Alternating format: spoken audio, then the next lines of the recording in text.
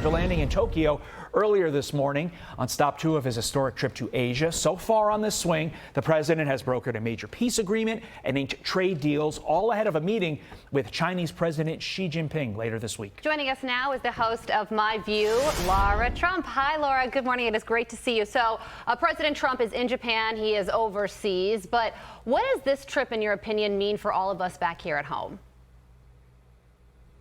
Well, this is just another great example, Carly, of why we are so lucky to have President Trump in the White House. You know, you hear about all of these incredible things that have happened in just kind of the first 24 hours of this overseas trip. And what strikes me is it's sort of amazing that at any point, any previous president could have looked at so many different spaces around the globe for us and said, hey, America's not getting the best possible deal here.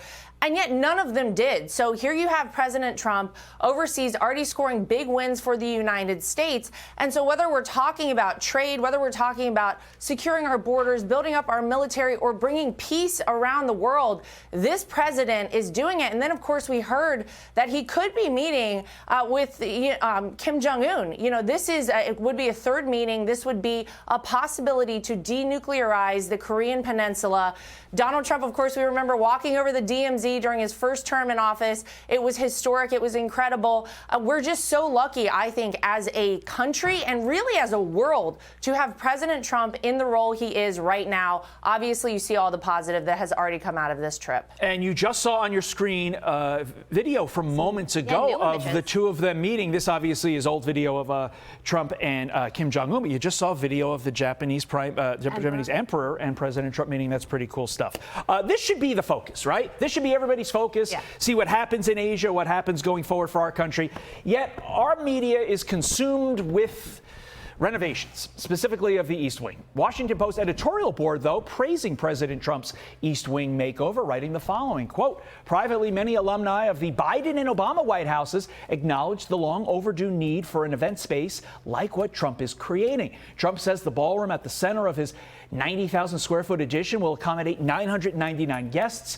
The next Democratic president will be happy to have this. The White House cannot simply be a museum to the past. Like America, it must evolve with the times to maintain its greatness.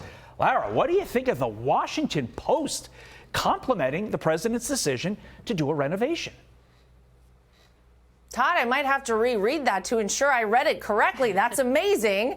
But they're exactly right. The only thing I'll disagree with them on is the fact that I don't know when we're going to see another Democrat as president, if this is the way the Democrats are behaving about a beautiful renovation that everyone should be able to enjoy, that was long overdue and really necessary at the White House. You know, they're continuing to focus on the hysteria over this East Wing demolition and what will be something everyone again can enjoy for future generations, future presidents to go forward.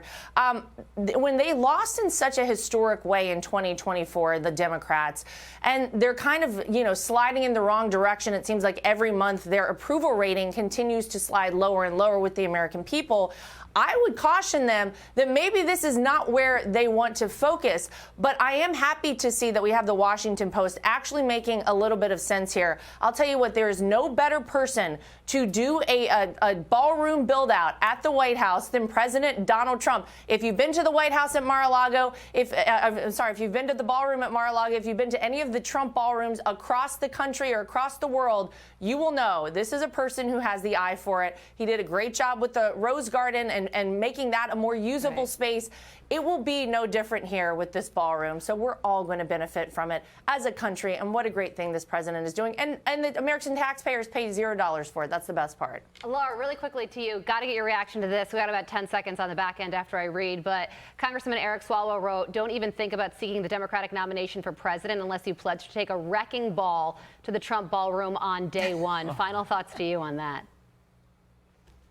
Well, I wonder if his Chinese spy girlfriend put him up to destroy something at the White House. It's ridiculous, Carly. We all know that. And everybody, again, should be happy about this. But, of course, that's Eric Swalwell, so we would think nothing different. A free renovation. I don't get it, Lara Trump. You don't Thank get you it for either. joining us. Neither We do we. appreciate it. Great show. I'm Steve Doocy. I'm Brian Kilmeade. And I'm Ainsley Earhart. And click here to subscribe to the Fox News YouTube page to catch our hottest interviews and most compelling analysis.